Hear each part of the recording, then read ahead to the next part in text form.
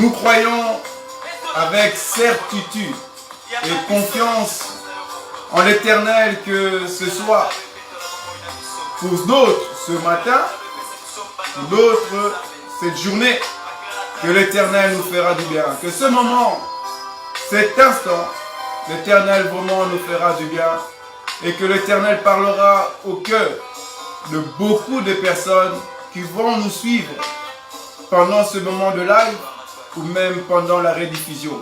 Donc, invitez les gens, invitez, c'est vos frères.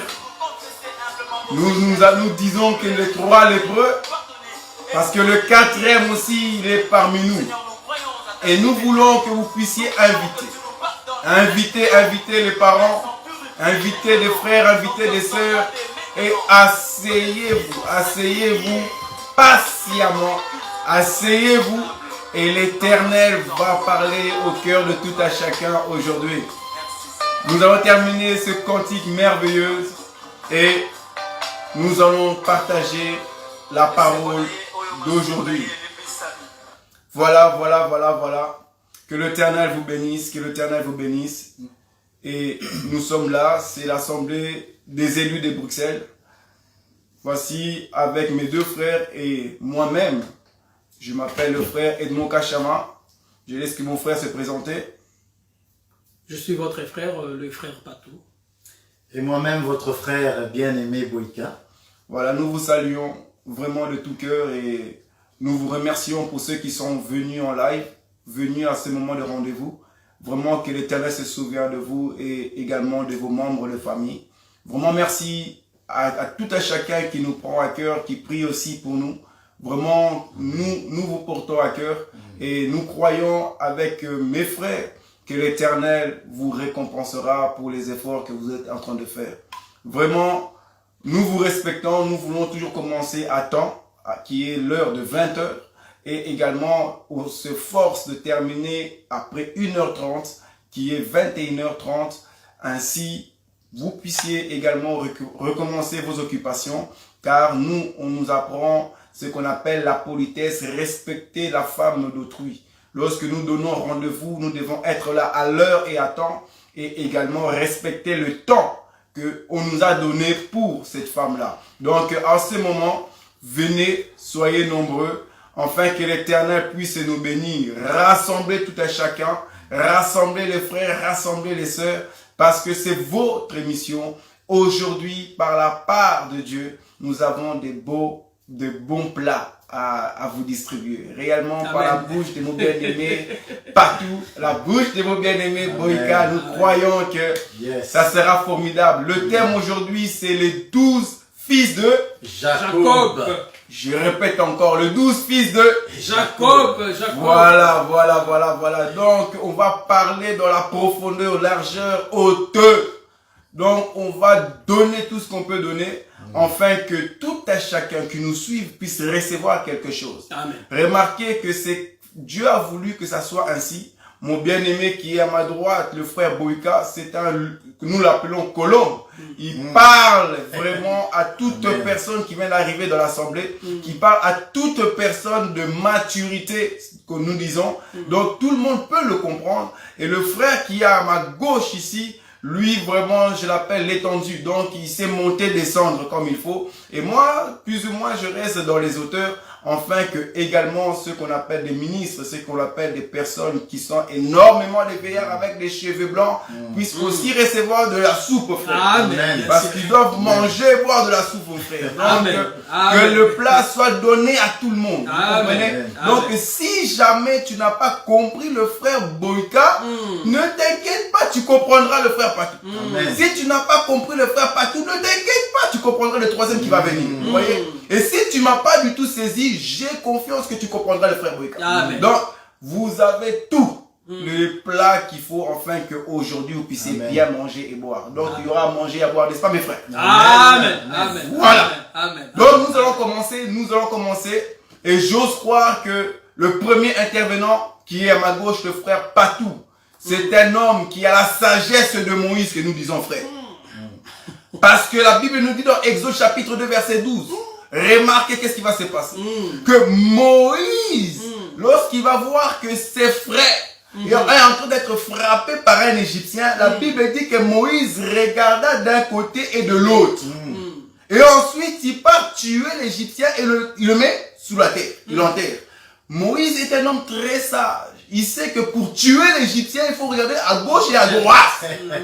Vous voyez ça? Donc, si tu ne regardes pas à ta gauche et à ta droite, frère, tu ne peux pas tuer l'Égyptien que nous disons. Amen. Parce que nous disons, frère, à la loi et au témoignage, Si on ne parlait pas ainsi, l'Égyptien ne peut pas mourir.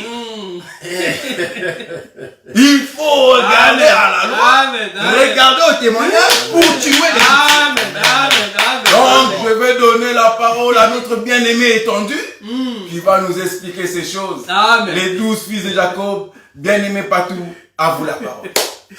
Merci beaucoup, mon frère Edimo Kachaba. Que le Seigneur te soit favorable. Alléluia. Nous rendons grâce à Dieu parce que si nous sommes vivants, c'est par son amour, c'est par sa grâce.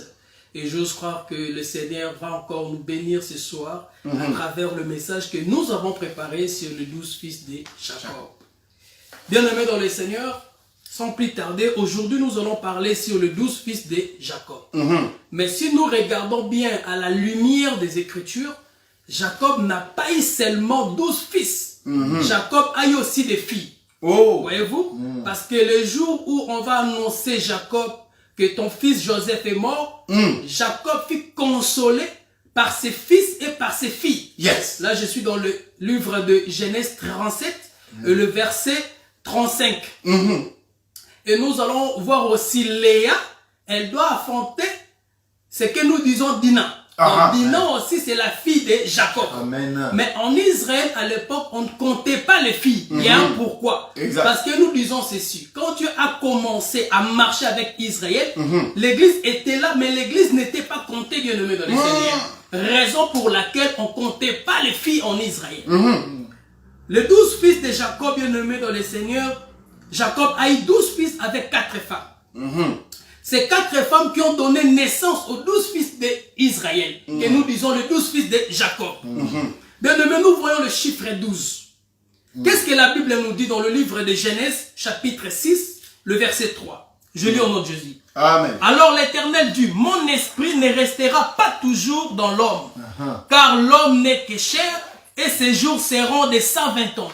Bien aimé, pourquoi Dieu va préciser ici que les jours de l'homme, ça va limiter à 120 ans. Nous disons ça, c'est le bégaiement de l'Éternel. Exact. Parce qu'il y a des gens qui ont vécu 900 ans. Il y a des gens qui ont vécu 800 ans. Donc pourquoi Dieu va dire que l'homme vivra seulement de 120 ans? Or, nous voyons le chiffre 120 si on enlève 0, parce qu'en Israël, on ne comptait pas les zéros. Donc nous voyons le chiffre 12. Yes. Et nous allons voir aussi Moïse qui est mort à 120 ans.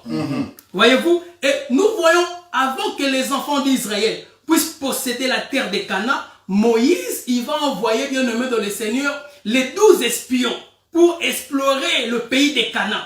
Donc nous disons les 12 espions, ce sont les 12 fils de Jacob, bien aimé dans le Seigneur, qui doivent aller explorer le pays que nous appelle Canaan, bien aimé. C'est pour cela que vous allez remarquer encore, avant que les enfants d'Israël puissent entrer à Canaan, vous allez voir, bien aimé dans le Seigneur, Josué va mettre les 12 pierres, c'est les 12 fondements aussi, qui représentent les 12 enfants d'Israël, bien aimé dans le Seigneur. Maintenant, nous allons voir le véritable chiffre 12 quand il va venir.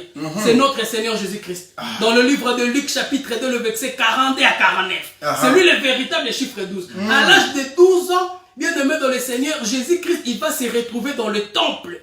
Au milieu des sacrificateurs, au milieu des docteurs de la loi, il est en train de poser le fondement, bien aimé dans le Seigneur. Et dans la révélation, nous disons que quand Jésus-Christ il se présente dans le temple, bien aimé, c'était aussi pour présenter, bien aimé dans le Seigneur, les 12 apôtres, prophétiquement parlant. Et nous disons le 12, nous voyons dans l'année, nous avons 12 mois. Donc c'est une année de grâce. Or, la personne qui est venue programmer une année de grâce, c'est notre Seigneur Jésus-Christ de Nazareth. Amen. Bien aimé dans le Seigneur. Les 4 femmes de Jacob expliquent aussi les 4 manières de présenter Jacob. Or, dans les tabernacles, bien aimé dans le Seigneur, ici je suis dans le livre de Exode. Je suis dans le livre de Exode 26, verset 25, je crois. nous allons voir la table de proposition qui avait 4 pieds. Parce que ici, nous devons tenir un langage spirituel aux choses spirituelles. C'est vraiment très important, bien aimé. Quand la Bible précise quelque chose, nous devons savoir pourquoi la Bible doit préciser ces choses. C'est très important. Et la table de proportion avait 4 pieds, bien aimé dans le Seigneur. Et c'était pour présenter les 12 paix de proportion. Les 12 paix de proposition, bien aimé dans le Seigneur, c'est les 12 enfants d'Israël, bien aimé dans le Seigneur. Et nous allons voir les chandeliers qui étaient à côté pour éclairer le pain, bien aimé. Et nous disons, bien aimé, les pains à des faces. Il y a les faces A, les faces B. Dans les faces A, nous disons les 12 enfants d'Israël. Et les faces B, c'est les 12 apôtres, bien aimés, qui doivent être éclairés par les chandeliers. Le pain n'est rien d'autre que la parole. Parce que Christ a dit que je suis le pain qui descend du ciel. Oh, bien aimé dans le Seigneur. Mais les chandeliers doivent éclairer le pain. Nous allons expliquer c'est qui est cette chandelier-là, bien aimé dans le Seigneur. Vous voyez? Donc nous disons, les 4 femmes de Jacob expliquent aussi les 4 manières d'évangile, bien aimé dans le Seigneur. Parce que le véritable Jacob, quand il va venir, il va parler dans les 4 livres. Il va parler sur le livre de Matthieu, sur le livre de Marc, et sur le livre de Luc, et sur le livre de Jean, bien aimé dans le Seigneur. C'était pour poser des fondements et présenter les 12 apôtres aussi, bien aimé dans le Seigneur. Et si maintenant nous cherchons la racine numérique des chiffres 12, nous allons voir 3. Parce que 1 plus 2 est égal à 3. Donc nous voyons les 3 dispensations, bien aimés dans le Seigneur. La Bible nous dit il est le même hier, aujourd'hui, éternellement. Il est le même hier comme Père qui est Abraham, aujourd'hui comme le Fils bien aimé dans le Seigneur qui est Isaac, et éternellement comme l'Esprit bien-aimé qui est Jacob. Raison pour laquelle, bien-aimé dans le Seigneur, les chandeliers doivent être là pour éclairer le pain. Donc Jacob doit être là pour éclairer les 12 enfants d'Israël, bien-aimé.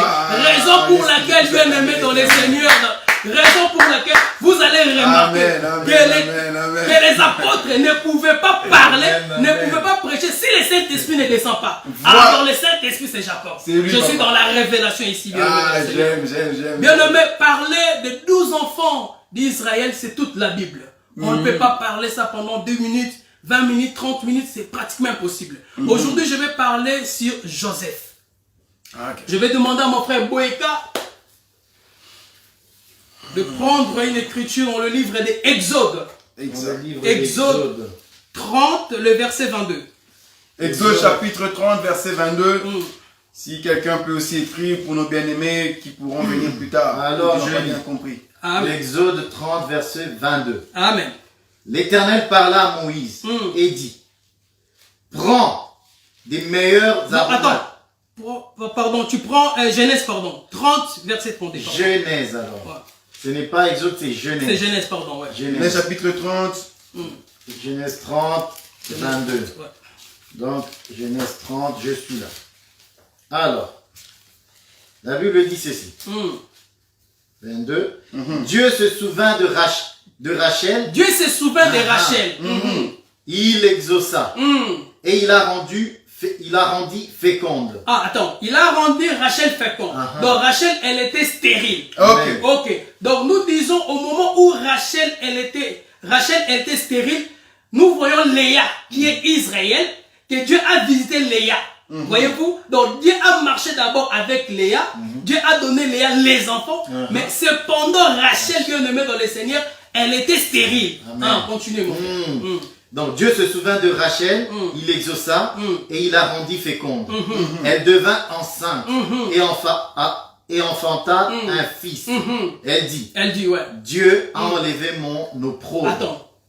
Quand elle a affronté, elle a dit quoi? Que Dieu a enlevé mon opprobre.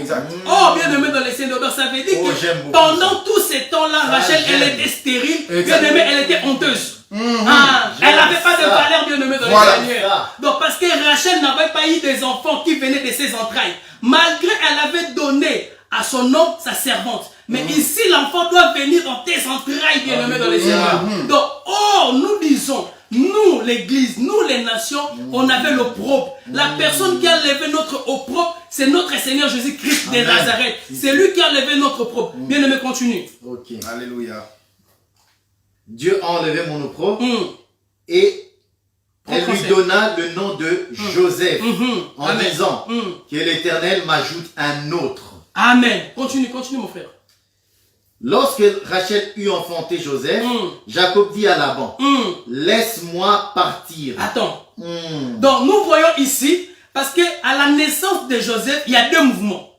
Rachel, elle va dire que le Seigneur a enlevé mon opprobre. Et nous voyons maintenant Jacob qui va dire à Laban, laisse-moi retourner dans mon pays. Donc ici nous voyons, malgré que Jacob avait eu 10 enfants, bien aimé dans le Seigneur, le peuple n'était pas libéré. Donc c'est Joseph qui a mené la délivrance. Donc sans la naissance de Joseph, il n'y aura pas la délivrance. Or la personne qui nous a délivrés, c'est Jésus-Christ. Sur la croix de Golgotha, bien aimé dans le Seigneur. Voyez-vous, bien aimé, Jacob, il avait beaucoup d'amour pour son fils. Parce que la Bible nous dit que c'était le fils qu'il avait eu dans sa vieillesse. Exact. Or, nous disons que un vieillard n'a pas de désir charnel. Un vieillard ne peut pas en s'émancer, bien-aimé dans le Seigneur. Donc ici, nous comprenons que Joseph, ce n'est pas un fils bien-aimé qui vient selon la volonté de l'homme, mais selon la volonté de Dieu. Raison pour laquelle nous disons, devenir un enfant de Dieu, bien-aimé dans le Seigneur, ça ne dépend pas de nous. Exact. Ni de notre intelligence, ni de notre sagesse, bien-aimé dans le Seigneur. Car Christ a dit, dans le livre de Jean 6, le verset 70, il a dit à ses disciples, n'est-ce pas moi qui vous ai choisi? Donc ici nous voyons devenir un enfant de Dieu, c'est Dieu qui nous choisit, bien aimé. Parce qu'on a été prédestiné avant la fondation du monde. Romains 8:30 nous dit non. C'est que Dieu a prédestiné, il les a aussi appelés, justifiés, tout ça. Donc on a été déjà prédestiné avant la fondation du monde. Bien aimé, je vais prendre seulement de grandes lignes parce que parler de Joseph dans 20 minutes, 30 minutes, c'est pratiquement impossible, bien aimé. Un jour, le père de Joseph, Jacob, il va envoyer son fils pour rejoindre ses frères, pour savoir si ses frères se portaient bien. Parce que ses frères étaient partis perdre le troupeau à Shichem. Nous connaissons cette histoire-là, bien aimé dans le Seigneur. Mais je vais juste prendre des grands livres. Et quand maintenant Joseph arrive à l'endroit, ses frères, ils vont commencer à comploter par rapport à ses rêves, tout ça. Donc voilà. Ici, nous disons, il y a beaucoup de mouvements, mais vraiment, je vais prendre juste des grandes lignes, bien aimé dans le Seigneur. Je veux que vous me saisissez vraiment très bien. Joseph arrive, bien aimé dans le Seigneur. Le frère de Joseph, ils vont commencer à comploter. Ils vont prendre Joseph, jeter dans la citerne. Donc ici, il y a un mouvement qu'on peut dire. On voit la mort et la résurrection. Mais ce qui m'intéresse ici, on va vendre Joseph, bien aimé dans le Seigneur. Et la Bible déclare qu'on a vendu Joseph 20 cycles d'argent. Or, nous voyons le chiffre 2. Comme je vous ai dit, en Israël, on ne comptait pas les euros. On voit le chiffre 2. Or, la personne qui a été vendue sur la croix de Golgotha, c'est notre Seigneur Jésus-Christ pour deux peuples. Pour l'Église, bien aimée dans le Seigneur, et pour Israël aussi, bien aimé. Voyez-vous? Maintenant, Joseph, on l'a vendu, bien aimé. Ils ont pris la tunique de Joseph. Ils ont tué un bouc, bien aimé dans le Seigneur. Ils ont pris cette tunique, ils ont plongé ça dans le sang. Ils vont ramener la tunique chez le Père. En disant, Père, reconnais que cette tunique appartient à ton fils. Et Jacob a reconnu que la tunique appartenait vraiment à Joseph. Jacob a commencé à pleurer. Et la Bible déclare qu'il a porté le deuil de son fils pendant longtemps. Nous disons ceci. Quand Jacob, il est en train de pleurer, en réalité, Jacob ne pleurait pas Joseph. Parce que le sang qui se trouvait dans la tunique, c'était pas le sang de Joseph bien nommé dans le Seigneur. C'était le sang de bouc. Or, la Bible nous dit, celui qui a dérobé un bouc, il va restituer 5 boucs. Or, nous disons les 5 boucs qui a été restitués pour présenter ou pour donner l'explication de bouc qui a été dérobé, c'est notre Seigneur Jésus-Christ. Nous voyons les 5 ministères qui doivent expliquer bien nommé notre Seigneur Jésus-Christ. C'est lui le véritable ministre qui a fait des dons aux 5 ministères. Donc, nous disons la tunique qui a été cousue par le Père de plusieurs couleurs, c'est les 5 ministères. Pourquoi? C'était pour ramener la femme à la perfection, bien-aimé dans le Seigneur. Bien-aimé, nous disons ceci. Parce que dans le rouleau des livres, il est question de lui, de Jésus. Donc voilà. Donc pour Jacob, Joseph était mort. Mais Joseph était vivant en Égypte. Donc nous disons ceci. Pour Israël, Israël pense que Jésus-Christ est mort, mais pour nous les nations, Jésus-Christ est vivant. C'est pour cela que vous allez remarquer un jour quand on avait arrêté apôtre Paul. On a dit que mais cet homme il est en train de prêcher un Jésus qui est mort. Comment ça se fait? Or, apôtre Paul connaissait que ce n'est pas moi qui vis, mais c'est Christ qui vit en moi. Donc aujourd'hui, bien-aimé dans le Seigneur, Christ vit en nous, bien-aimé dans le Seigneur. Bien-aimé, je vais parler sur les 4 différentes tuniques de Joseph. Alors, nous disons les 4 différentes tuniques de Joseph, c'est la marche de l'homme qui vient à l'éternité et qui doit retourner à l'éternité. Exact. Suivez-moi ceci, bien-aimé. Je vais parler comme un docteur pour moi ici. Malgré tout, je suis un frère capable. Hein? Bien-aimé dans le Seigneur. La première tunique, bien-aimé, que Joseph a eue, c'était cousue par son père. Amen. Nous voyons cette tunique qui était différente de ses frères. Donc nous voyons la prééminence, bien-aimé, dans le Seigneur. Nous voyons la supériorité, bien-aimé. Nous voyons la suprématie. Raison pour laquelle ses frères étaient jaloux à cause de la tunique, bien-aimé. Mais nous allons voir quand le frère de Joseph, ils vont vendre Joseph, il va porter la tunique d'esclave. Et après avoir porté la tunique d'esclave, il va porter encore un autre tunique, bien-aimé, dans le Seigneur, des prisonniers, bien-aimés. Et après, nous voyons la quatrième tunique, bien-aimé, n'est rien d'autre que la tunique de royauté. Nous allons expliquer ces choses calmement par la petite grâce que le Seigneur nous a accordée. Amen. Bien-aimé dans le Seigneur, nous disons, la première tunique qui a été cousue par le Père, bien-aimé dans le Seigneur, quand nous étions dans l'éternité, on avait la supériorité au péché, bien-aimé dans le Seigneur. On avait la supériorité, bien-aimé dans le Seigneur, aux œuvres de la chair. Maintenant, quand nous rentrons dans les temps, c'est très prophétique ce que je suis en train de dire, il faut me saisir vraiment très bien. Quand nous sommes rentrés dans les temps, nous avons porté un corps adamique. Or, le corps adamique nous a vendus comme esclaves. Nous sommes devenus esclaves du péché, bien-aimé dans le Seigneur. Comprenez-vous? Nous sommes devenus esclaves du péché. Or, la Bible nous dit, dans le livre de Romains 6, verset 23, que le salaire du péché, c'est la mort. Amen. Donc, par conséquent, nous devons mourir. Or, mourir, nous voyons le troisième vêtement bien-aimé, ou le troisième tunique bien-aimé de Joseph en prison. Donc, nous disons, le prison, c'est le séjour de mort. Mais pour être libéré, bien-aimé dans le Seigneur, il faudra quelqu'un qui vient pour nous libérer. Donc, nous disons, Joseph, quand il est rentré à prison, il a libéré tout un peuple que nous appelons échansons. Voyez-vous? Parce que grâce à l'explication des songes que Joseph a fait, Échanson a retrouvé la vie, il est retourné travailler au palais. Donc nous disons le palais royal n'est rien d'autre que le millénium, mais nous allons expliquer ça calmement, bien-aimé dans le Seigneur. Nous voyons maintenant le véritable Joseph. Lui qui est plus grand que ses frères, il a la suprématie que Moïse, il est plus âgé aussi, bien-aimé dans le Seigneur, que Aaron, il est plus âgé aussi, bien-aimé, parce que Joseph c'est le fils premier-né.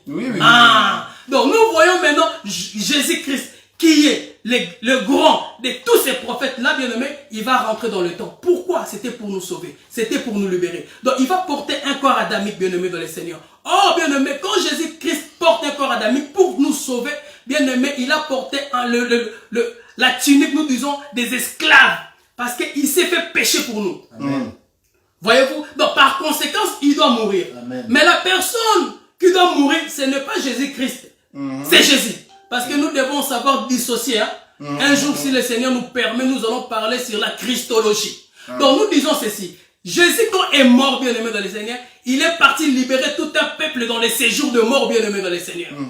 Afin que ce peuple-là, bien-aimé, au jour, parce que la Bible nous dit que au son de la trompette, les morts en Christ ressusciteront et nous, les vivants, nous serons changés dans un clin d'œil. Bien-aimé, le corps que nous allons prendre, c'est ça le vêtement de gloire, bien-aimé, que Joseph avait porté. C'est le quatrième vêtement. Parce que nous devons travailler, bien-aimé, dans le millénium.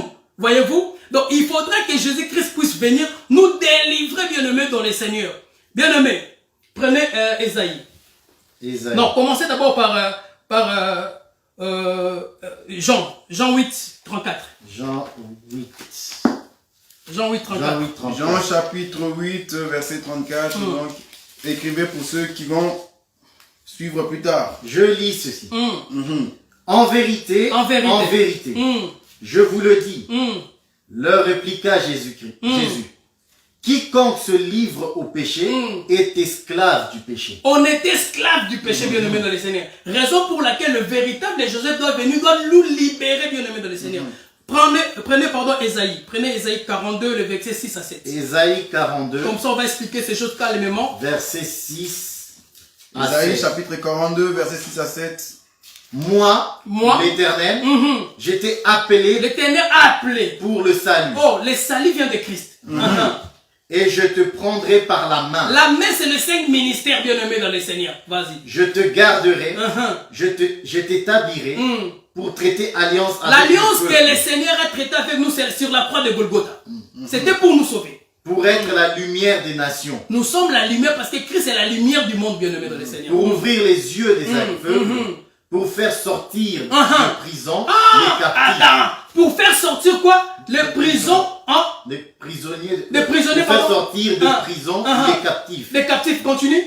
Et de leur cachot. Ceux qui habitent dans les ténèbres. Donc nous disons les cachots ici, bien-aimés dans le Seigneur, c'est le prison. Là où Joseph s'est retrouvé. Voyez-vous? C'est les ténèbres, bien-aimés dans le Seigneur. Donc nous disons ceci. Bien-aimés, aujourd'hui, si nous voyons une personne qui a porté la tunique d'esclave, il n'a encore rien compris. Bien-aimé dans le Seigneur, toi qui as porté cette tunique, bien-aimé, d'esclave, de péché, bien-aimé, il y a quelqu'un qui a porté cette tunique pour toi. Tu dois être libéré, bien-aimé.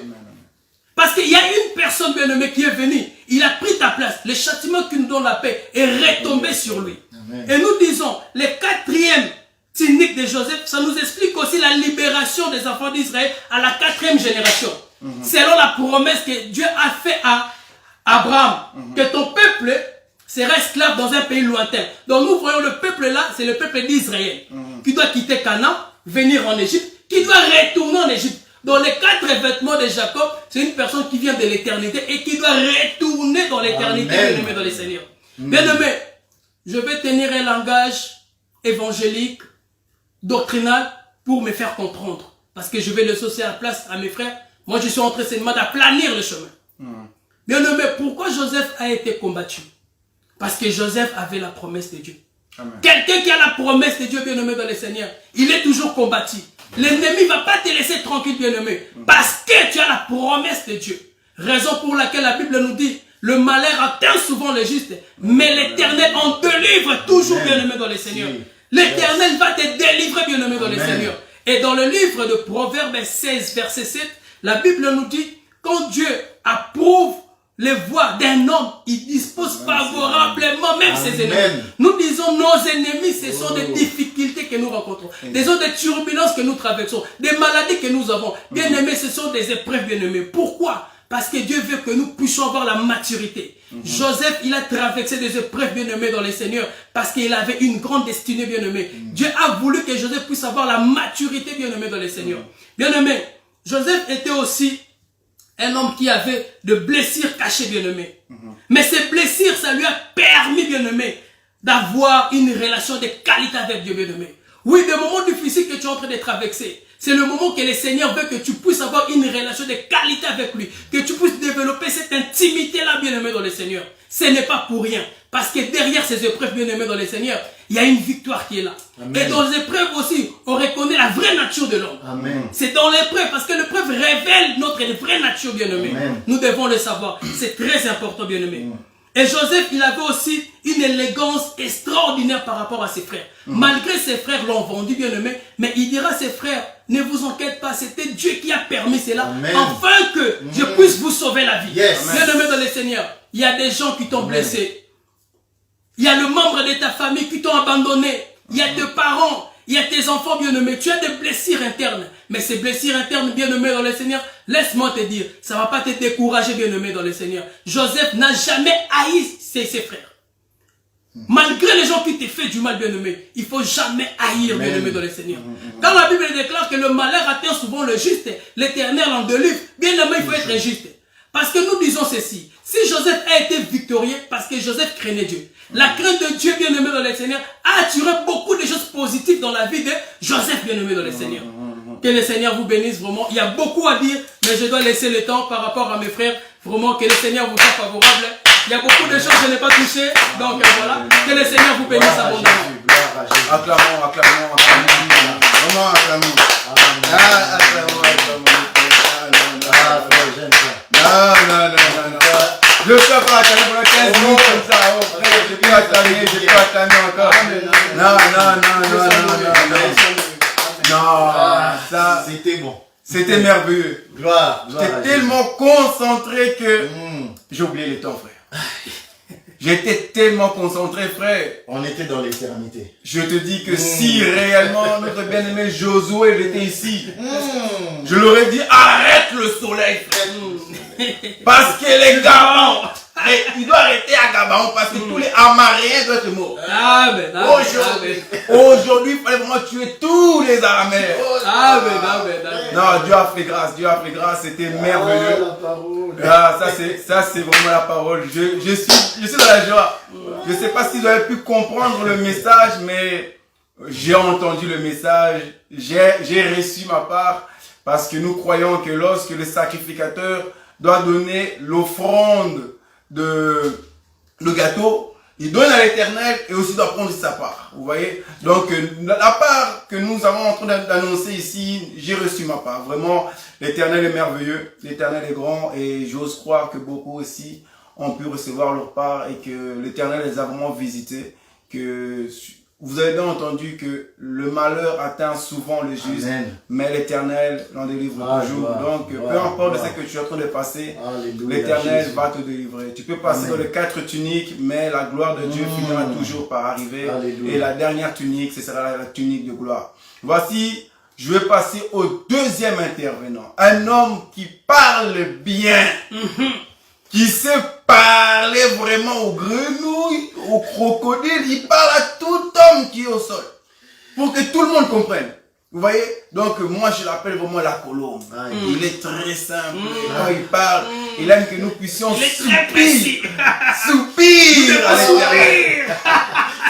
Ça c'est un homme merveilleux. Comme on l'a dit tout à l'heure, vous savez, si vous n'avez pas compris le message du frère Patou, l'Éternel va vous rattraper chez le frère Boïka.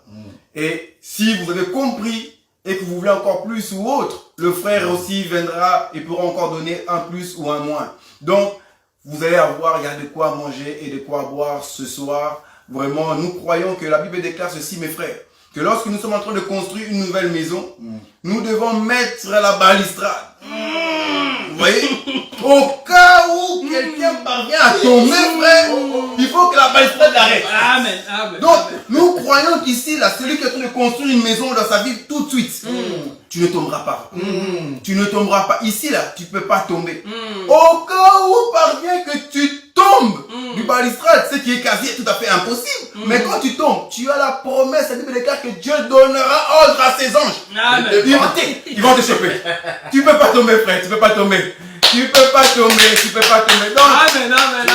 tu vois, tu ne briseras pas la nuque ni le dos. On prendra soin de toi. Donc, le bien-aimé qui va prendre ici, là, il sait comment construire la balustrade. Et si jamais tu sautes, il y aura l'ordre. Il y aura l'ordre qui sera donné. Bien-aimé Boïka, à vous la parole et les enfants de Dieu ont envie d'entendre et tressaillir. Amen. Le fils de l'exaltation. Je ne sais pas comment l'appeler. En tout cas, j'aime beaucoup la parole de Dieu. Amen. Et j'aime beaucoup ce moment où nous passons avec la diversité. Dieu a donné dans l'église les diversités des dons. Et chacun a sa part. Et lorsque l'un se met à parler, nous qui écoutons, nous tressaillissons de joie. Comme lorsque Élisabeth rencontre Marie, l'enfant qui est en nous tressaillit. Donc la parole de Dieu qui ne fait pas tressaillir l'enfant qui est dans notre ventre. Frère, il y a un il faut problème. essayer de voir. Il y a un souci. Il y a un souci. Il faut regarder ta marche. Alors, ce que je retiens dans ce que mon frère vient de dire, et j'aime beaucoup, parce que moi aussi, je parlerai là maintenant, je vais vous parler de Benjamin. Le frère vient de parler de mon grand frère. Il vient de parler de Joseph, mon grand frère. Aujourd'hui, Rachel est un peu en avant. Honoré, hein? Honoré, Rachel, honoré. Dans ce que Rachel vit avec Joseph, la Bible dit, Dieu a enlevé mon opprobre. J'aime ça. Et lorsque Dieu a enlevé l'opprobre, Jacob dit, laisse-moi partir. Bien-aimé, tu ne peux pas rester. Ton opprobre est ôté. Donc, pars, ne reste pas là. Prends tes chaussures, prends ta ceinture, sors. Tu ne peux pas rester là. J'aime beaucoup. Prends ton lit et marche. Marche, mon frère. Ne reste pas chez Laban. Joseph est déjà venu, il faut nous laisser partir. Exact.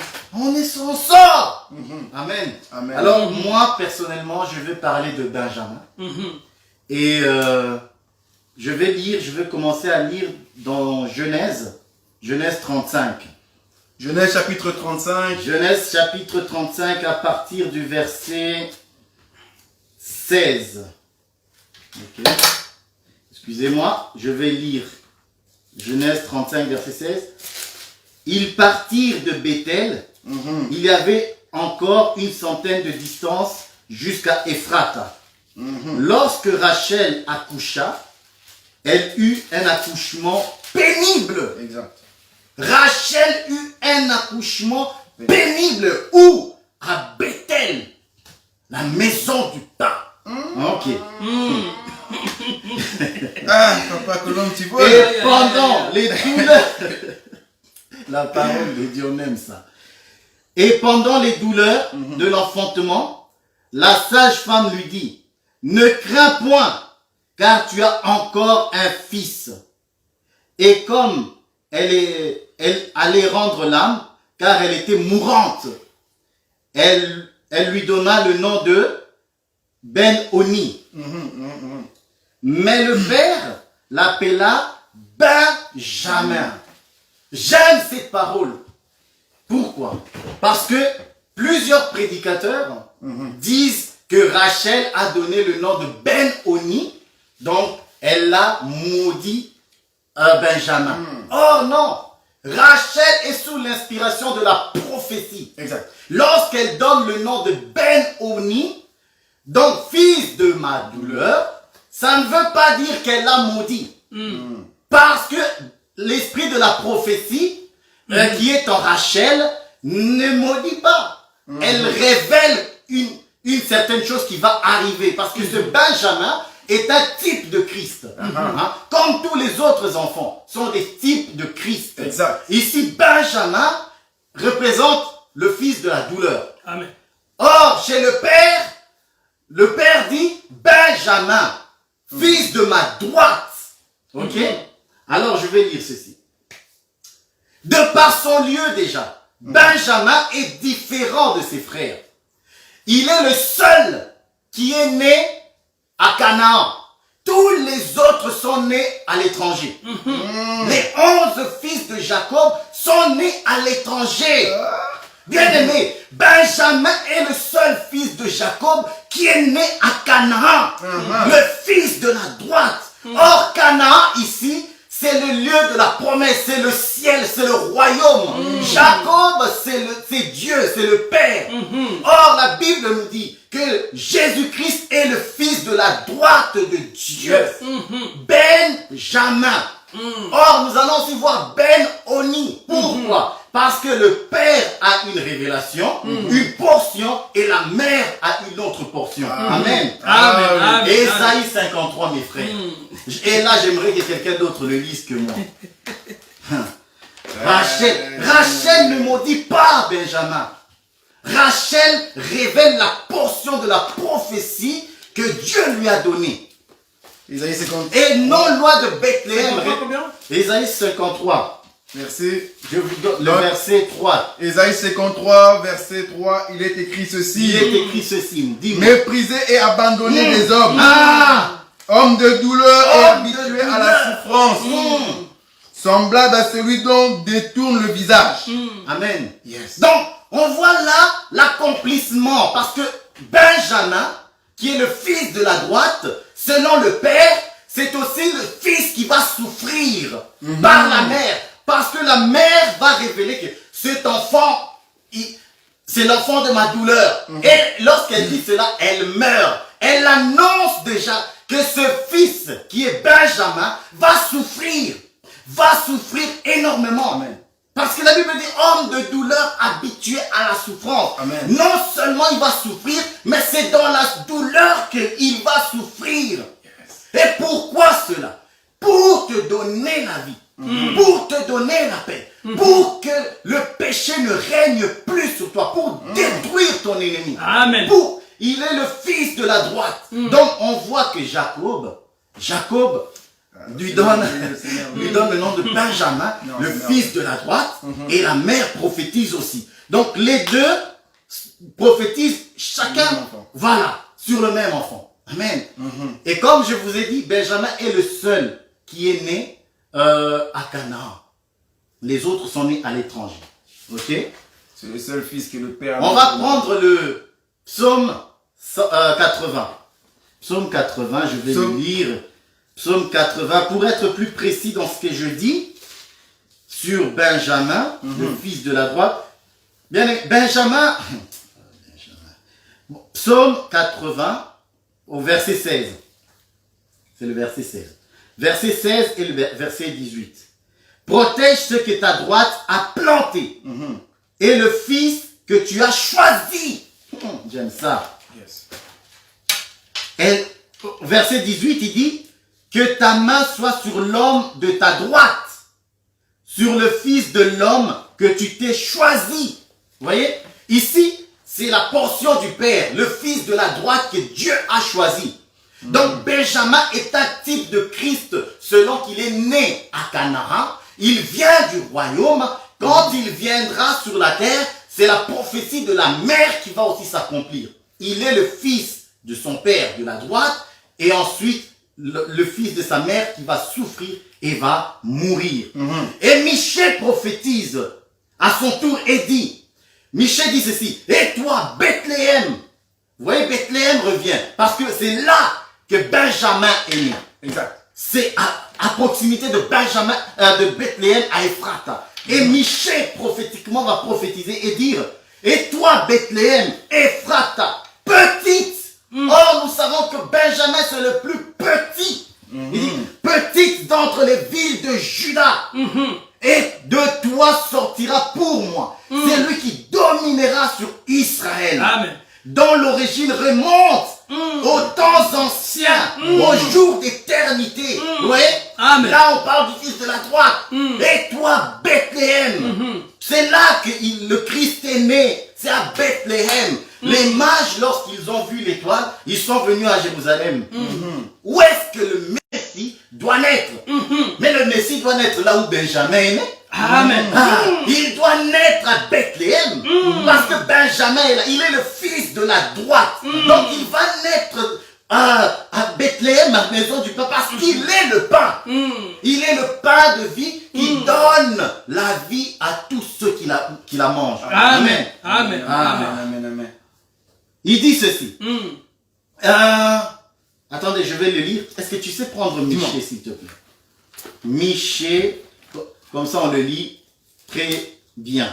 J'aime bien lire des versets comme ça, je ne suis pas... Je ne me perds pas. Mais Benjamin est très important au milieu de Michée combien? Michée, attendez, 5 je crois, 5 verset 1. Michée chapitre 5 verset Michée 1, 5, verset 3. il est écrit ceci. Et toi Bethléem Ephrata, petite entre les milliers de Juda, de toi sortira pour moi celui qui dominera sur Israël et dont l'origine remonte aux temps anciens, aux jours de l'éternité. Amen. Bien aimé, voilà, ça c'est la parole que Michée prophétise. Benjamin est très important parmi les 12. Exact. Tous sont importants, mais ici, je parle de Benjamin, je montre son importance. Exact. Pourquoi? Parce que lorsque Joseph, là maintenant Joseph devient Christ, lorsque Joseph se trouve en Égypte et domine en Égypte, la Bible dit que Jacob a envoyé ses enfants. Il les a envoyés en Égypte parce qu'il n'y avait plus de pain, il n'y avait plus rien. Alors ils vont en Égypte pour chercher, pour trouver la nourriture. Mais la Bible dit ceci. Seulement lorsque Benjamin arriva, parce qu'il fallait que Benjamin arrive. Pourquoi? Parce que si Benjamin n'est pas au milieu des 12, Joseph ne va pas se révéler. Joseph va se cacher. Et Joseph va faire du mal, continuera à les faire du mal. Il va continuer, allez faire ceci, revenez. Il ne va pas se révéler. Donc Christ ne peut pas se révéler si l'Esprit de Dieu n'est pas en toi. Amen. Si l'Esprit de Dieu ne te révèle pas, il n'est pas au milieu de toi.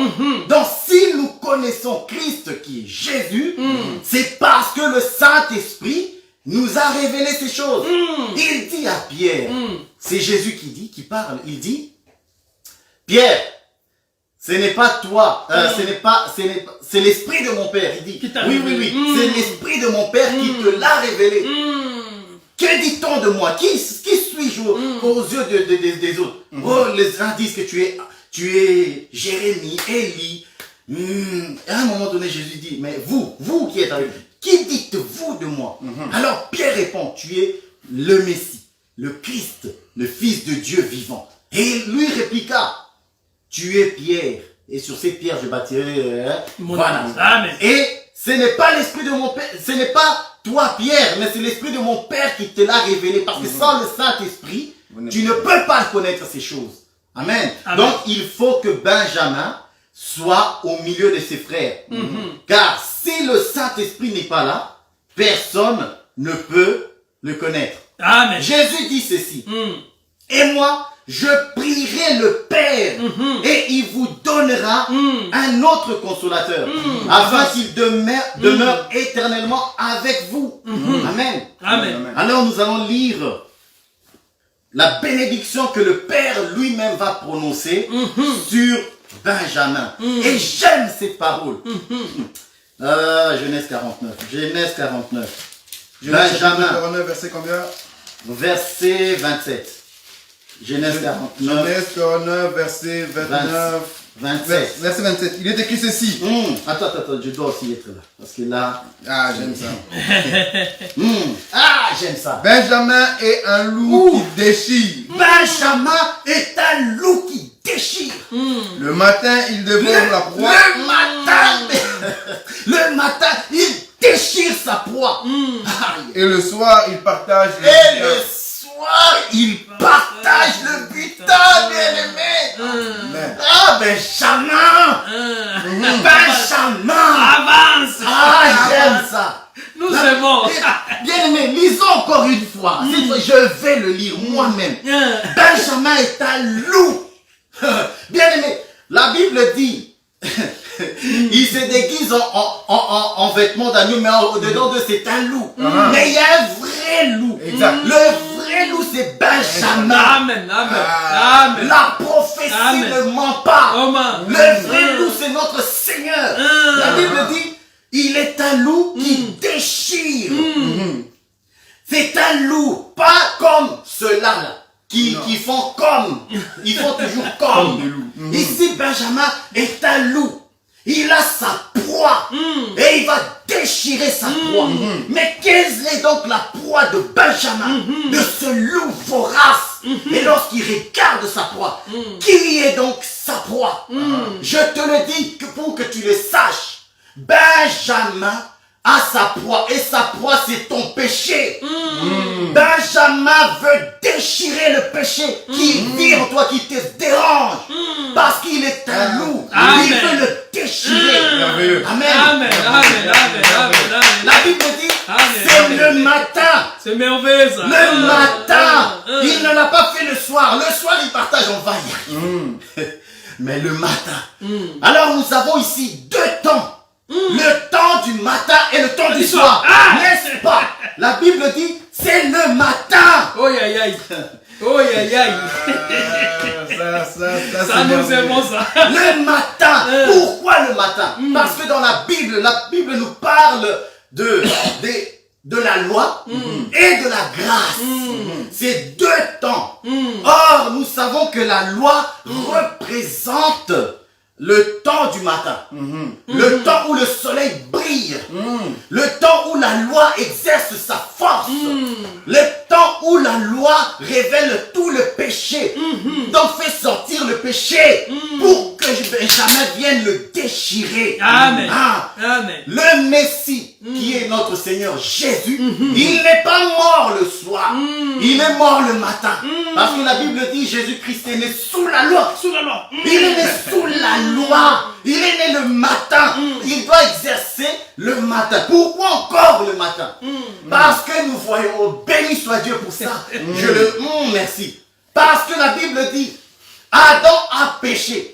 Mais lorsque la Bible nous dit, au temps du soir, la voix se fait entendre. Au soir, nous comprenons que Adam a péché le matin. Et le matin, c'est Israël qui a péché. Amen. Le loup Benjamin va le déchirer. Vous voyez? Donc, comprends que le loup Benjamin a déchiré. Ok. La Bible dit, et au temps du soir, il dit quoi? Il partage le butin. Bien-aimé, j'aimerais et je veux que tu saches une chose. Que nous sommes au temps du soir. Nous sommes au temps de la grâce. Amen. Nous sommes au temps où Benjamin partage son voilà, où Benjamin, qui est le type de notre Seigneur Jésus-Christ, partage. Il est en train de partager sa tunique avec toi. Il partage sa vie avec toi.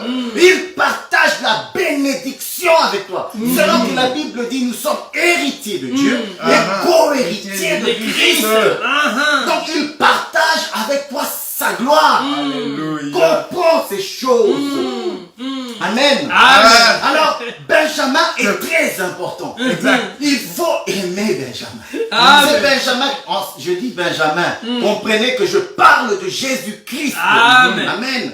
Benjamin est un type. L'accomplissement du type, c'est Jésus. Cela est accompli en Jésus-Christ. Vous comprenez? Donc, comprends que Jésus veut te donner. Il a accompli pour toi, pour que tu sois sauvé. Pour que tu sois guéri. Il a détruit sa proie. Il a détruit le péché. Selon que la Bible nous dit dans Colossiens, il a effacé l'acte dont les ordonnances nous condamnaient. Il a détruit à la croix. Amen. Donc maintenant, au temps du soir, il partage. Il partage son amour. Amen. Pour ensuite partager avec toi le royaume. La Bible dit, nous régnerons avec lui. Il nous donnera le trône. Bien-aimés, réalisons ce que Dieu nous promet. Il nous promet de nous asseoir sur son trône. Mais c'est grave.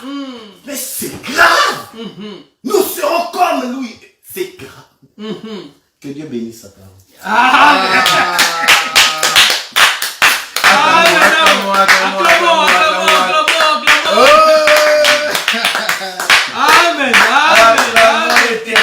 Acclamons l'Éternel.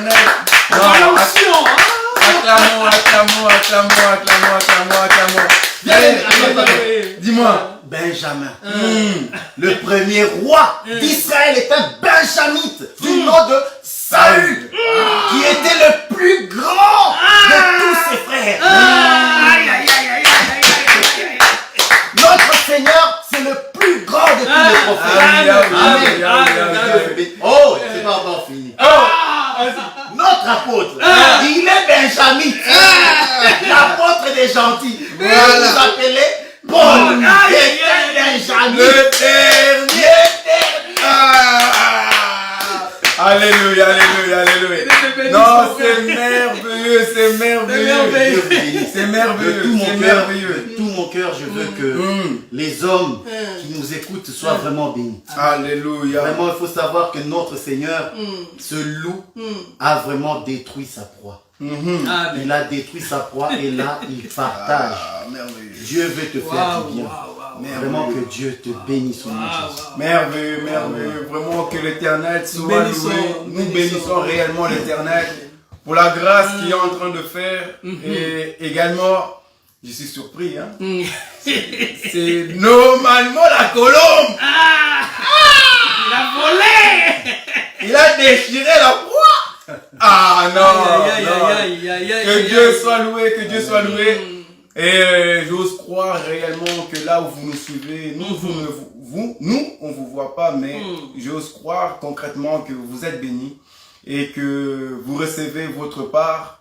Je sais que ce n'est pas évident d'écouter pendant 1h30 la parole, mais j'ose croire réellement que pendant ces 1h30, même si vous avez retenu seulement 10 paroles, qui est avantageux pour votre marche en Christ, c'est bénéfice pour nous. Donc, on n'est pas là pour que nous puissions être vraiment entendus de 100% du commencement jusqu'à la fin, parce que c'est difficile pour le cerveau humain de retenir tout. Voilà pourquoi aussi il y a la rediffusion, au cas où pour revenir encore. Mais j'ose croire réellement que peut-être que vous ne comprenez pas toutes les marches que nos bien-aimés sont en train de faire. Revenez encore, regardez la rediffusion, prenez le temps d'écouter, prenez le temps d'examiner et réellement, s'il y a des questions, n'hésitez pas, écrivez vos questions car c'est un thème grand et vaste. Et si nous voyons qu'il y a beaucoup de questions, bien aimés, nous n'hésiterons pas de revenir sur le thème afin de pouvoir donner les explications et répondre à toutes les questions. Mais si juste il n'y a que la question pour le bien-aimé, pas tout, là nous n'allons pas revenir. S'il n'y a que pour la question envers le bien-aimé Boyka, nous n'allons peut-être pas revenir. S'il n'y a que la question selon mon intervention, là, on va peut-être pas venir. Mais si on voit qu'il y a des questions réellement pour le frère Patou, pour le frère Boyka et ainsi moi-même, là, nous allons revenir et nous allons répondre à toutes les questions. Nous n'allons pas fuir. Nous ne fouillons jamais devant les questions, bien aimés frères. Donc, nous serons là pour répondre et écouter attentivement. Vraiment, que l'Éternel puisse bénir son serviteur, Boyka, qui nous a fait énormément du bien. Et voici, j'ose croire qu'il est écrit ceci, mes frères. Que la gloire de Dieu, c'est de cacher les choses. Que la gloire du roi, c'est de sonder les choses. Nous sommes ici pour révéler notre véritable mari. Comme le bien-aimé l'a dit, il est là pour montrer Benjamin, mais la marche de Christ qui nous intéresse. Le bien-aimé est venu, il a montré aussi Joseph, mais c'est la marche de Christ qui nous intéresse. Et à travers toutes ces choses-là, j'ose croire que vous êtes éclairés d'une manière et d'une autre. Voici, ils ont présenté Rachel, comme mon frère a dit. Alléluia. On a parlé ici de Joseph, on a parlé ici de Benjamin, on a montré Rachel. Alors moi, je dois venir parler de qui, frère? Je vais parler de Léa. Amen. Amen. Nous disons ceci, mes frères, que lorsqu'il y a une femme qui est stérile dans l'assemblée, lorsqu'il y a une femme qui est stérile et invoque l'Éternel, lorsqu'il intervient dans la vie de cette femme, c'est obligatoirement impératif que l'Éternel lui communique un fils. Amen. En aucun moment, une femme dans les Écritures a été stérile ou attendait un enfant que l'Éternel lui a donné une fille. Si. L'Éternel ne peut que donner un fils. Ah oui, obligé. Demandez à la première femme qu'on appelle la terre. Dieu, quand elle est venu féconder la terre, il lui a donné un fils. Quand Anne a prié, l'Éternel est venu lui a donné un fils. Rachel, un fils. Marie, un fils. Élisabeth, et ainsi de suite, on donne qu'un fils.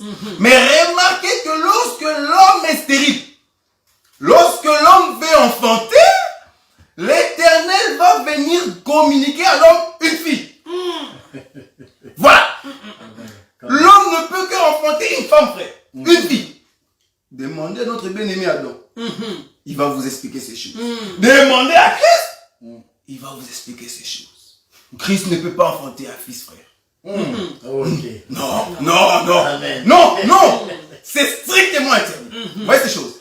Car lorsque l'homme veut accoucher, dans notre pays, l'homme accouche la femme.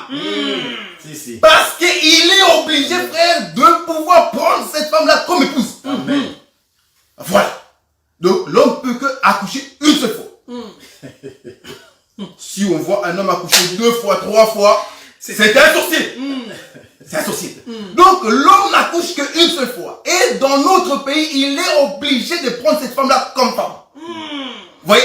Donc c'est strictement interdit de prendre la fille d'autrui. N'allez pas prendre la fille d'autrui. Tu dois prendre ta fille, frère. Vous voyez ça? Tu dois prendre ta fille comme épouse. Maintenant, nous allons expliquer ces choses, frère, parce que quand je parle ainsi, je sais qu'on me comprendra peut-être pas à l'aller simple. Il faut un aller-retour. Un aller-retour. Voilà. À la loi et au témoignage. Il faut un aller-retour. Donc la rediffusion est là pour ça. Et les questions aussi sont là pour ça. Mais attendez. Peut-être qu'à la fin, vous allez comprendre là où je vais atterrir. Nous allons parler de la fille de Jacob. C'est obligatoirement, frère. On va parler de la fille de Jacob, qui est Léa.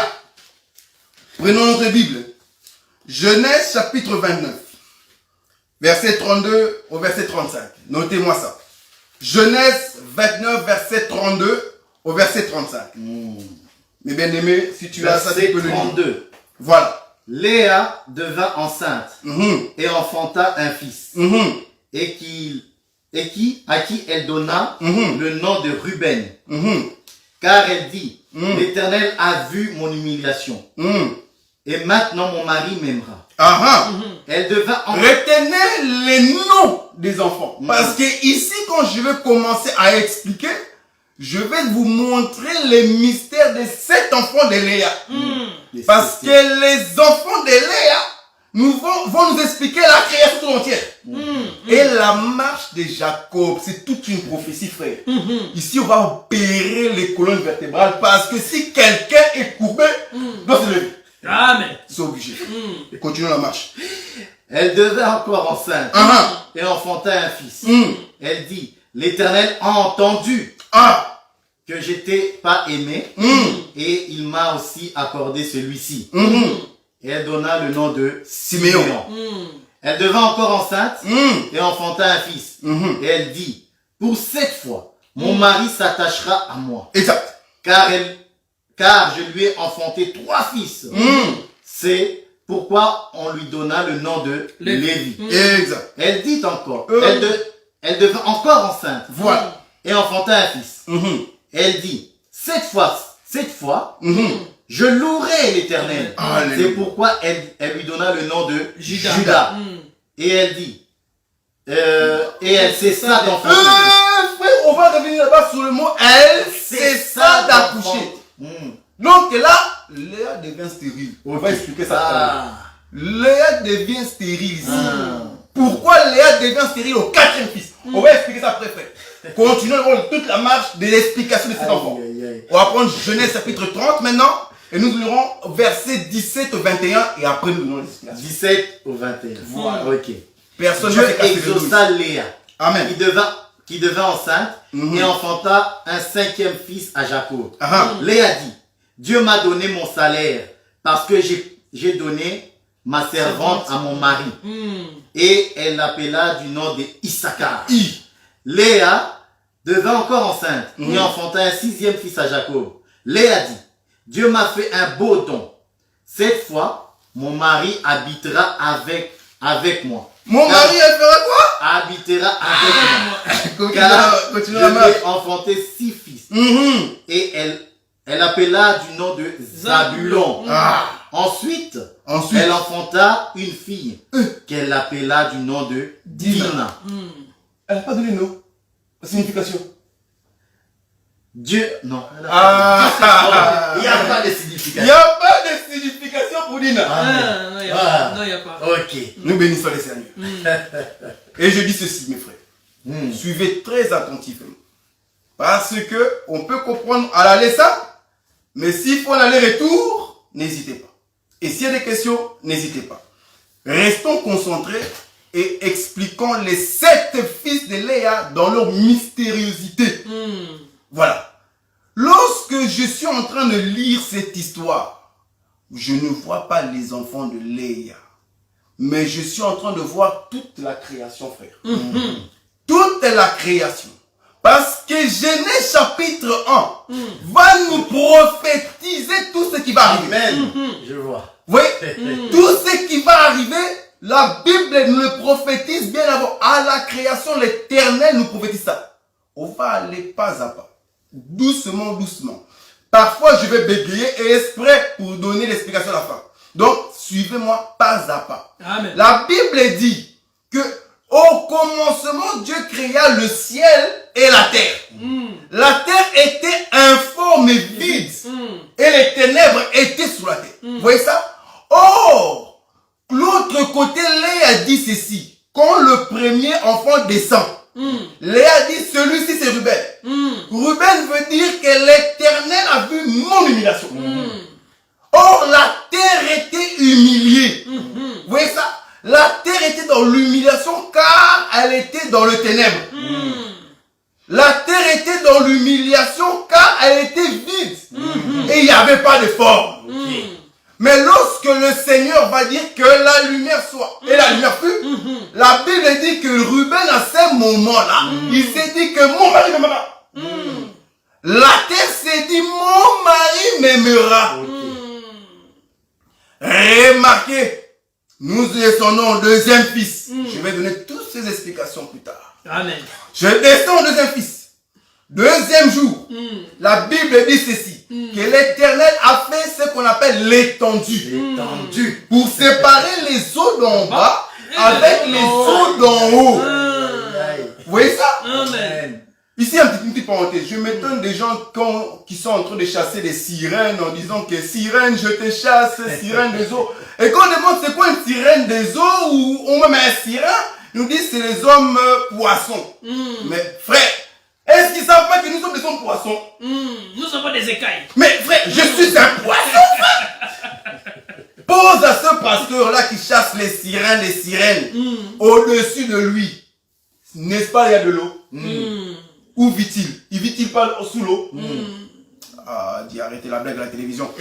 Tu vis sous l'eau, frère. Et il y a un pourquoi. Nous continuons. Siméon, c'est l'étendue. Les eaux d'en haut et les eaux d'en bas. La séparation. Or, l'autre côté, la prophétie nous dit qu'en vérité, c'est l'étendue là, c'est Siméon. Qui veut dire l'Éternel a entendu que je n'étais pas aimé. Oh, donc il n'y a pas d'amour. La séparation, frère. Je vais revenir encore. Il n'y a pas d'amour, c'est la séparation. Troisième jour, la Bible dit que l'Éternel a rassemblé les eaux pour que la terre sorte. Donc il vient sortir la terre. Et la prophétie nous dit que ça, là, c'est Lévi, l'attachement de l'Éternel. Il vient enfin de pouvoir faire sortir la terre des eaux. Nous avançons encore. Amen. Le quatrième jour, la Bible dit ceci, que l'Éternel a fait que les poissons soient dans l'eau et Dieu a créé ce qu'on appelle aussi les oiseaux. Vous voyez ça? Les oiseaux pour voler. Le quatrième jour. Ça, c'est le quatrième jour. C'est tout ce qu'on appelle la louange, frère. C'est Judas arrive. C'est la louange. On va expliquer ces choses. Pourquoi je dis cela? C'est la louange. Donc, la séparation des eaux d'en bas, le poisson, et sur la terre, on appelle les oiseaux pour voler. Et on appelle ça la louange. Le cinquième jour, la Bible dit ceci, frère. Nous prenons le cinquième jour. Non, on continue. Le cinquième jour, frère, c'est Issachar. Or, le cinquième jour, frère... Non, on va prendre ça, Ah, j'aime ça. Le cinquième jour. Ouais. Okay. Il fit un sort, troisième jour, ok.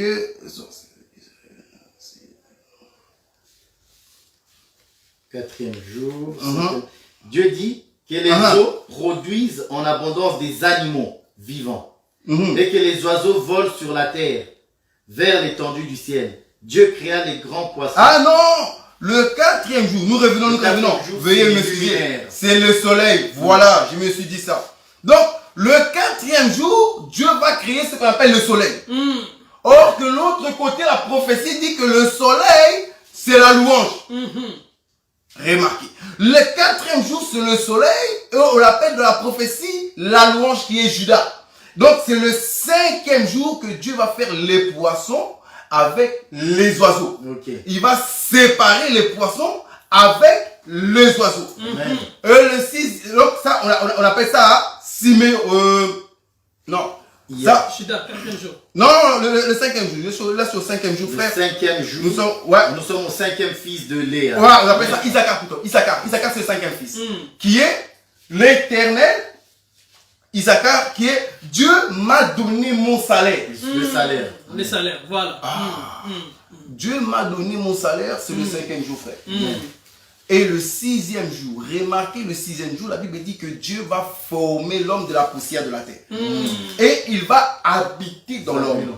Oh, Zabulon, lorsqu'il vient, il dit, mon mari habitera en moi.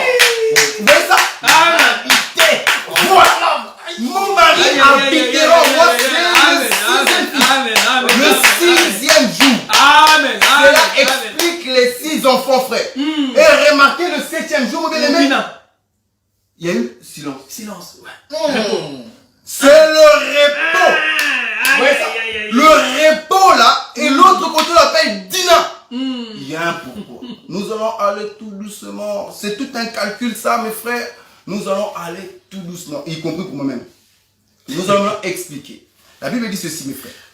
La Bible dit que Léa, lorsqu'elle a enfanté, arrivé au 4e fils, la Bible dit qu'elle a cessé d'enfanter. Vous voyez ça? Donc, or, cessa d'enfanter là, ça veut dire une grande chose. Ça veut dire qu'elle prophétise, mon frère, que la terre tout entière fut créée en 4 jours. Léa prophétise que les 4 enfants vont définir toute la création. Voilà. Nous disons que la terre fut créée en 4 jours, frère. Dans les Écritures, remarquez, c'est fut créé en 4 jours. Voilà pourquoi la prophétie nous montre que le 4e jour, Léa doit arrêter de compter. C'est très simple. Nous allons prendre le premier jour, frère. Le premier jour, la Bible dit que la lumière soit et la lumière fut. Amen. Or, le premier jour, j'ai pas le tableau sur moi, j'allais écrire ça pour expliquer avec facilité pour ceux qui veulent voir les dessins. Le premier jour est égal au 4e jour. La lumière soit, la lumière fut. Or, le 4e jour, nous allons voir que l'Éternel va faire appel à ce qu'on appelle le soleil. L'Éternel va créer le soleil, qui n'est que l'explication du premier jour, qui est la lumière. Nous disons que cette lumière-là, l'Éternel va donner un corps. Cette lumière-là va prendre un corps qui est le 4e jour. Amen. Or, le 2e jour, frère, la Bible dit que Dieu a fait la séparation, l'étendue. Il a séparé les eaux d'en bas avec les eaux d'en haut, qui n'explique que le 5e jour. Amen. Parce que le 5e jour, c'est là que Dieu va rassembler les poissons de la terre et va rassembler la terre. Donc, il va mener la séparation. Vous voyez ces choses? Et le 3e jour n'est que le 5e jour. Parce que, non, le 2e jour plutôt, pardon. Le 5e jour. Le 2e n'est que le 5e jour. Pourquoi? Parce que la Bible dit qu'il va faire l'étendue. L'étendue, les eaux d'en haut et les eaux d'en bas. Or, l'autre côté, le 5e jour, il est écrit que Dieu va faire quoi? Les poissons dans l'eau et les oiseaux. Amen. Vous voyez? Donc, c'est ça l'étendue. Donc, les oiseaux qui vont voler et les poissons d'en bas. Donc, qui n'est que l'étendue, la séparation des eaux d'en haut et les eaux d'en bas. Or, le 3e jour n'est que le 6e jour, frère. Parce que le 6e jour, la Bible dit que Dieu va rassembler la terre et va rassembler les eaux. En fait, que la terre puisse donner de la verdure. Yes. Oh, le 6e jour, nous allons voir que Dieu va rassembler la poussière afin de pouvoir créer un homme. Donc, la verdure de la terre, c'est l'homme. Vous voyez ça? Amen. Et nous allons maintenant expliquer ça dans les 4 enfants, dans les 7 enfants de Jacob. Est-ce que cela correspond, frère? Parce que nous avons vu que le premier jour, qui est la lumière, qui est égal au 4e jour, qui est le soleil. Nous avons vu le 2e jour, qui est la séparation, l'étendue, n'est que le 5e jour, qui est les poissons dans l'eau et les oiseaux qui volent, la séparation. Nous avons vu que le 3e jour n'est que le 6e jour qu'on appelle le rassemblement. Le rassemblement des terres, rassemblement de eaux et que la terre puisse produire des verdures. Or, nous avons vu cela au 6e jour qui est égal rassembler de la poussière de la terre afin que l'homme puisse sortir. Amen. Maintenant, nous allons expliquer ça avec les enfants de Jacob. Or, nous sommes en train de dire ceci, mes frères, que Ruben, le premier jour qu'on avait cité, n'est que Judas. Voilà. Parce que Ruben viendra en tant que premier jour en disant ceci, que Dieu a vu mon humiliation et maintenant mon mari m'aimera. Or, Judas, lorsqu'il va venir, la Bible dit qu'on l'appelle la louange. Mais comment ça Dieu a vu mon humiliation et mon mari m'aimera est égal à la louange. Mais c'est très simple. Exode chapitre 3 verset 7 à 8 va nous expliquer ces choses, frère. Parce que Dieu dira à Moïse, vas-y, Tu l'as su? L'Éternel dit, j'ai vu la souffrance de mon peuple. Amen. Qui est en Égypte. Et j'ai entendu les cris que lui font pousser ses oppresseurs. Car je connais ses douleurs. Verset, la suite. Verset 8. Je suis descendu pour le délivrer de la main des Égyptiens. Remarquez, nous disons ici que en vérité, le premier jour n'est que l'affranchissement. Parce que il est dans l'opprobre et l'autre, il est dans l'humiliation. Et la Bible dit que c'est la louange. Parce que l'Éternel a vu la souffrance. Lorsque l'Éternel voit l'humiliation, il descend pour donner la délivrance. Amen. Vous voyez ça? C'est ainsi que nous voyons l'Égypte, frère. En Égypte, c'est l'humiliation. C'est la honte. C'est la souffrance. Mais lorsque l'Éternel voit les cris de son peuple, il ne peut que descendre. Quand l'Éternel descend, c'est ainsi que le peuple peut louer. Amen. Amen. Vous voyez ça? Donc, Ruben n'est que l'explication de Judas. Le premier jour, la lumière.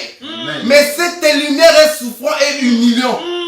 Il faut qu'il soit dans le soleil. En fait, il doit porter un corps, frère.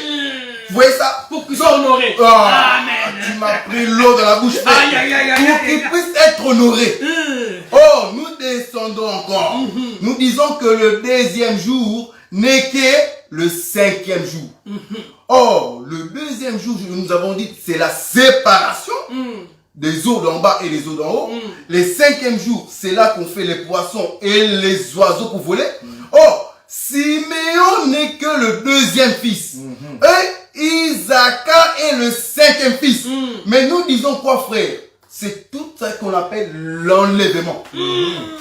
Le deuxième jour, c'est ça qu'on appelle l'enlèvement. Parce que Siméon, c'est l'Éternel a entendu que je n'étais pas aimé. Donc, il n'y a plus d'amour à ce moment-là. Pourquoi? Parce que Isaac veut dire, Dieu m'a donné mon salaire.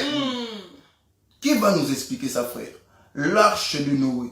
Vous allez comprendre qu'à ce moment, Dieu va se repentir de créer l'homme. Il n'y a plus d'amour. Dieu va donner les salaires de tout un chacun. Vous voyez? Or, le salaire du péché, c'est la mort. Le don gratuit de Dieu, c'est la vie éternelle. Amen. Mais comment on va distinguer? Comprendre que Siméon, c'est Isaac.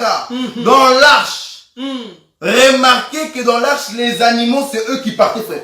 En aucun moment donné, Noé a pris les animaux, fait rentrer. Les animaux venaient d'eux-mêmes pour rentrer dans l'arche. Or, nous sommes en train de dire ici que le premier jour, qui a eu l'étendue, le cinquième jour, on a dit que Dieu a créé ce qu'on appelle le poisson. Il y a un pourquoi. Amen. Le poisson et les oiseaux du ciel.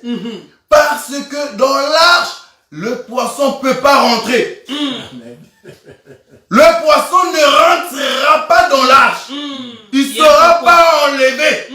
Il y a un pourquoi. S'il sort de l'eau, il meurt. Amen. Or, que pour rentrer dans l'arche, il faut que les animaux viennent eux-mêmes. Donc, tous les animaux, les oiseaux sont venus. Amen. Mais pas les poissons. Vous voyez ça? C'est ça qu'on appelle l'enlèvement. La séparation, frère. Siméon, l'étendue. C'est ça qu'on appelle l'enlèvement. Parce que le deuxième jour n'explique que l'enlèvement. Amen. Vous voyez ça? Le cinquième jour n'explique que l'enlèvement. Et Siméon et Isaac n'expliquent que l'enlèvement. Parce qu'à ce moment-là, Dieu vient frapper. Il n'y a plus d'amour. Dieu va donner le salaire de tout à chacun de nous. Vous voyez ça? Oh, nous sommes en train de dire le troisième jour. Parce que il faut expliquer le troisième jour qui est Lévi, frère. Lévi n'est qu'égal au sixième jour. Parce que Lévi, mes frères, nous avons dit que le troisième jour, frère, c'est Lévi. Lévi explique quoi? Lévi veut dire, mon mari s'attachera à moi. Mon mari s'attachera à moi. Oh, Lévi n'est qu'égal à Zabulon. À Zabulon, qui veut dire quoi? Zabulon veut dire, mon mari habitera en moi. Vous voyez? Donc, c'est ça. C'est ça le troisième jour est égal au sixième jour. Lévi n'est que Zabulon. Vous voyez ces choses? Parce que Lévi Et Zabulon, frère, c'est là qu'on appelle, nous sommes enlevés, nous sommes habités avec le mari. En l'enlèvement, nous partons être avec le mari. Vous voyez ça? Et le 4e jour, frère, silence. Parce que le 4e jour n'est que le 7e jour. Or, le 7e jour, il est silencieux. Et il s'appelle Dina, frère. Ici, il y a de l'eau et à boire, frère. Amen. Dina, c'est le repos, frère. Parce que le 4e jour, l'Éternel viendra délivrer son peuple avec une femme, frère. Parce que l'Éternel va se dépouiller, mon ami. Et il va prendre un corps. Oh, quand on dit prendre un corps, frère, c'est devenir un être faible. Et l'être faible n'est qu'une femme. N'est que Dina. C'est à la 4e génération, frère, que nous sortons. Vous voyez ça? Le 4e génération, c'est la libération, frère, c'est Dina. C'est là qu'on appelle, frère, que Jésus, mon ami, est venu en tant que femme. Jésus n'est que la femme du Christ. Ici, il y a de l'eau et à manger lorsqu'on peut dépouiller les armes. Vous voyez ça? Mais je vais commencer à avancer, frère, pour expliquer ceci. Parce que nous disons qu'en vérité, j'avais bien dit que l'homme n'a qu'une seule femme. C'est strictement interdit que l'homme puisse avoir beaucoup d'enfants. Il ne peut qu'enfanter une fille. Et il doit épouser cette fille-là. Or, nous disons que Jacob avait 4 femmes. Non! Dans la révélation, Jacob n'avait qu'une seule fille. Yes. Une seule femme. Mais dans la doctrine, tu vois 4. Mais la révélation, Jacob n'avait qu'une seule femme, frère. Il avait qu'enfanter qu'une seule fois. Qui va nous expliquer ça, frère? Voyons l'explication des 4 enfants de Léa. C'est là que tout se cache le mystère. Le 4 enfants de Léa, frère, quand Léa a enfanté, vous avez bien vu qu'arrivé au 4e, Léa a cessé d'enfanter. Il y a un pourquoi. Et remarquez que la marche de Jacob, lorsqu'il commençait à voir les premières femmes, 2e femme, 3e femme, arrivé au 4e femme, frère, Laban va intervenir en disant à Jacob que tu ne feras plus, tu ne prendras plus une autre femme. Tu ne feras pas souffrir mes filles et tu ne prendras pas une autre femme. Donc, Laban vient arrêter la marche de Jacob. Au 4e femme, il y a un pourquoi. Laban arrête et il dit que l'Éternel soit témoin. Au 4e, tu t'arrêtes. Léa expliquait qu'au 4e, frère, le mari doit arrêter. Au 4e, il n'a plus l'accouchement, frère. Mais nous allons expliquer que les 4 enfants-là n'est qu'une seule femme. C'est la prophétie, frère. Remarquez ici, nous allons revenir tout doucement. Ruben veut tout dire. Ruben veut dire, l'Éternel a vu mon humiliation et mon mari s'attachera à moi. Mais c'est qui ça? Mais c'est Rachel. Parce que Rachel, elle a eu l'humiliation, bien aimée. Parce qu'elle a connu ce qu'on appelle le temps des stériles. Elle était humiliée. Même la coutume a humilié Rachel. Parce que c'était elle qui devait s'attacher à son mari. Mais on dit que la cadette doit venir après l'aîné. Mais Rachel avait la conviction que mon mari m'aimera. Voilà pourquoi la Bible dit que lorsque Jacob a travaillé pour Rachel, ça passait pour 7 ans pour lui, c'est comme de quelques jours. Parce que Rachel avait la conviction que mon mari m'aimera. Ce n'est que Ruben qui explique la marche de Rachel. C'est Ruben. Le 2e fils, frère, qui est Siméon. Nous disons que Siméon veut dire Dieu a entendu que je n'étais pas aimé. Mais qui n'était pas aimé si ce n'est que Léa? Vous voyez ça? Donc, Léa est en train d'expliquer toute la marche de Jacob en mettant ses enfants sous terre. Donc, le 2e fils n'est que Léa. L'Éternel a entendu que je n'étais pas aimé. Lorsque nous voyons le 3e enfant, frère, qui n'est que Lévi. Or, Lévi, nous disons que c'est Bila, frère. Pourquoi? Parce que Bila, en elle, nous disons que la femme n'est qu'un champ. Mais en elle, il faut voir les produits qui sont dans ce champ-là pour considérer le champ. Bila, quand elle va enfanter, frère, Lévi veut dire attachement. Bila va enfanter celui qu'on appelle Dan, la justice, et qui est un juge. Or que justice et juge n'est que les caractéristiques de Lévi. Amen. Vous voyez ça? C'est Lévi qui est la justice et qui est aussi le juge pour le peuple. Donc Bila, en accouchant, elle peut qu'accoucher Lévi. remarquez le deuxième enfant de Bila qu'on appelle Nephtali, frère. Nephtali, ça veut dire que j'ai lutté divinement et j'ai vaincu. Or, nous disons que le peuple d'Israël ne combattait pas. Parce que celui qui combattait pour le peuple n'est que l'Éternel. Or, l'arche de l'alliance est portée que par Lévi. Vous voyez? Voilà pourquoi Lévi physique ne partait pas au combat. Parce que Lévi portait l'arche. Celui qui donne la victoire, c'était l'Éternel. C'est l'Éternel qui combattait. Donc, Bila, en mettant au monde, elle est en train d'expliquer le caractéristique de ces semences, de ces ingrédients qui n'est que Lévi. Qui n'est que Lévi, qui est celui dans lequel l'Éternel amènera la justice et le juge et aussi la victoire du peuple. Amen. Nous descendons au Judas. Judas, nous disons que c'est Zilpa. Parce que Judas fait louange. Or, remarquez les enfants de Zilpa, frère. Zilpa mit Gad et Aser. Or, quand elle met Gad, elle va louer. Elle dit, oh, quel bonheur. Or, Gad veut dire bonheur, frère. Vous voyez ça? Et quand elle va mettre Aser au monde, elle dira quoi? Je suis heureuse. Ce n'est que la louange, frère. C'est ça que nous disons, mon ami. Les 4 enfants de Léa prophétisent les 4 femmes.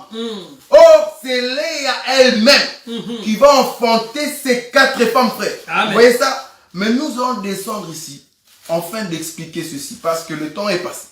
Nous allons expliquer ici, parce qu'il faut mettre les points sur le i, et il faut bien, frère, travailler avec précision pour soigner la colonne vertébrale d'une personne. Nous avons dit ici, frère, que Lévi n'est que Bila et que Judas n'est que Zilpa. Or, nous allons voir que notre marque, notre Seigneur Jésus, frère, il va venir avec ces 2 pieds-là. Marie n'est que de la tribu de Lévi. Joseph viendra de la tribu de Judas. Or, Judas c'est Zilpa et Marie Lévi n'est que Bila. Nous comprenons que le Seigneur viendra. Le salut vient des Juifs parce que Bila n'est que la servante de Rachel, Zilpa, servante de Léa. Le salut vient des Juifs mais sera donné aux nations, aux étrangers. Parce que Bila et Zilpa ne sont que eux, les étrangers. Donc c'est nous, aujourd'hui, que l'Éternel est venu nous visiter, frère. La lumière, le soleil de la justice est venu nous visiter. Amen. À travers les 7 enfants de Rachel, Amen. de Léa, nous comprenons toute la prophétie de la création. Nous voyons qu'en réalité, frère, Léa, c'était elle la mère véridique.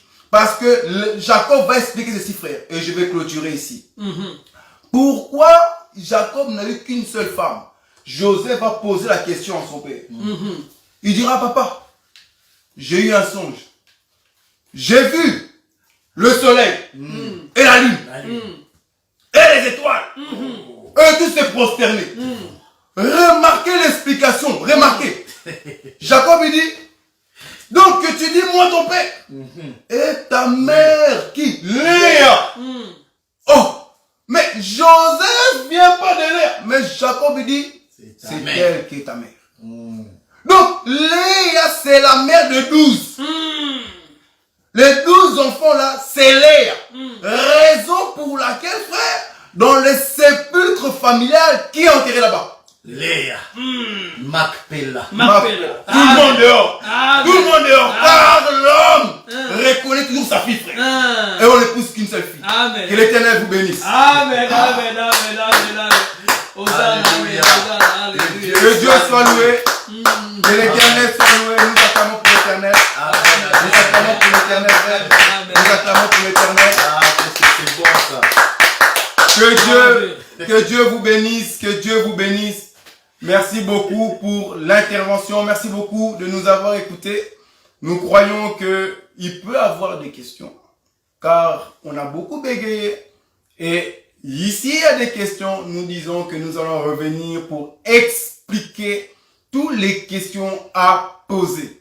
Et également, nous sommes heureux, nous sommes bénis de votre présence, mes frères, mes sœurs. Nous croyons et nous ne voulons pas prendre votre temps parce que nous disons que nous voulons faire une émission de 1h30 dans laquelle nous vous prenons votre temps et nous respectons également le temps dans lequel vous nous donnez. Nous ne voulons pas dépasser au-delà. Vraiment, merci beaucoup pour votre présence. Merci pour vos messages que vous nous envoyez. Merci pour les encouragements également que vous envoyez à tout à chacun de nous, qui nous fortifie, qui nous encourage, afin de venir devant vous et continuer encore à présenter le véritable mari, le véritable époux de sang. Et par la grâce de Dieu, nous croyons que beaucoup de frères, beaucoup de sœurs sont édifiés d'une manière ou d'une autre. Et surtout, l'objectif, c'est que la connaissance puisse augmenter. Fortifier quelqu'un, exhorter quelqu'un, c'est une meilleure chose, c'est une très bonne chose. Mais lui donner aussi la connaissance, cette personne-là saura s'édifier lui-même, saura se fortifier lui-même parce que la personne a la connaissance de comment connaître l'Éternel, comment connaître son époux. Et à travers la connaissance, c'est ainsi que nous avançons et nous gardons notre lumière, notre lampe allumée. Vraiment que l'Éternel vous bénisse là où vous êtes. Je demanderai à mon bien-aimé frère Patou de pouvoir faire une petite prière et clôturer ces moments dans la présence de l'Éternel. Tendre Père, nous te bénissons pour ces moments que tu nous as accordés de pouvoir parler à ton peuple, Seigneur. Car nous croyons, Seigneur, mon Dieu, mon roi, tout ce que nous avons dit, Seigneur, Père de gloire, Papa Yahweh, ça va édifier ton peuple et ton peuple est béni, Seigneur, mon Dieu, mon roi.